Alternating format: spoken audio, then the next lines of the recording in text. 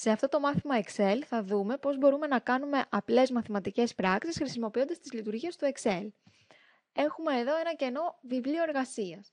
Μπορούμε να πάμε να πληκτρολογήσουμε τυχαίους αριθμούς στη στήλη α. Όσους θέλουμε, τυχαία.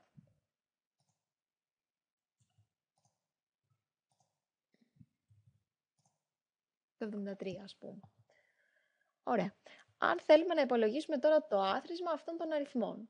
Υπάρχουν διάφοροι τρόποι στο Excel. Ο πιο εύκολος είναι να επιλέξουμε όλους μας τους αριθμούς και να δούμε εδώ κάτω σε αυτή την πράσινη γραμμή που μας βγάζει διάφορα αποτελέσματα. Μας λέει ότι ο μέσος όρος είναι το 114. Μας λέει ότι το πλήθος των αριθμών είναι 8. Πράγματι είναι 8, το βλέπουμε και από τις γραμμές. Και ότι το άθροισμά τους είναι το 912. Με αυτόν τον τρόπο λοιπόν έχουμε βρει εύκολα το άθροισμα των αριθμών, καθώς επίσης και το μέσο όρο και πώς είναι. Σε αυτή την περίπτωση όμως δεν έχουμε γράψει πουθενά στο βιβλίο μας ποιο είναι το άθροισμα. Τώρα ας πούμε κάναμε κλικ σε κάποιο άλλο κελί, χάθηκε. Δεν θυμόμαστε πόσο είναι. Πρέπει να το ξαναδιαλέξουμε. Γι' αυτό μπορούμε να πάμε κάπου και να αποθηκεύσουμε το αποτέλεσμα αυτό. Ας πάμε εδώ στη διπλανή στήλη και να πληκτρολογήσουμε άθροισμα, γιατί αυτή τη φορά θα βρούμε το άθροισμα. Ας πούμε λοιπόν ότι το άθροισμα θέλουμε να αποθηκεύεται σε αυτό εδώ το κελί. Θα πάμε εδώ και θα διαλέξουμε το σίγμα. Ωραία. Και μας λέει λοιπόν εδώ τι θέλουμε να αθροίσουμε. Θα επιλέξουμε εμείς αυτούς τους αριθμούς. Τέλεια. Μας βγάζει εδώ τη συνάρτηση. Η SUM είναι για το άθροισμα, το summarize που είναι στα αγγλικά. Δεν μας ενδιαφέρει να το ξέρουμε αυτό. Επιλέγουμε τους αριθμούς που θέλουμε. Και enter. Και μας λέει 912. Πράγμα που το επιβεβαιώσαμε και από εδώ.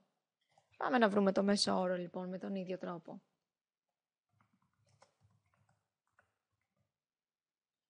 Μέσος όρος. Θα ανοίξουμε λίγο εδώ. Πάλι πηγαίνουμε εδώ στην κεντρική καρτέλα και στο σίγμα και διαλέγουμε μέσος όρος. Θέλουμε το μέσο όρο λοιπόν αυτών των αριθμών. Enter. 114. Πράγμα που ισχύει βλέπουμε και εδώ. Πάμε από κάτω να βρούμε τη μέγιστη τιμή. Που δεν την είχε κάτω ας πούμε.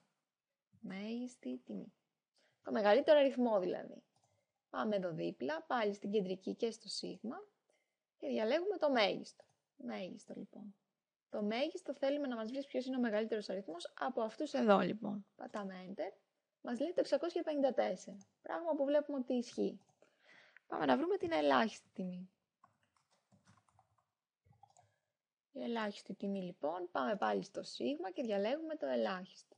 Θέλουμε το ελάχιστο αυτών των αριθμών. Μπορούμε μία πρώτη ματιά να δούμε ότι είναι το 1. Πράγμα το οποίο επαληθεύεται εδώ. Και μπορούμε να βρούμε και το πλήθος, η καταμέτρηση όπως λέγεται η συνάρτηση, δηλαδή πόσους αριθμούς έχουμε.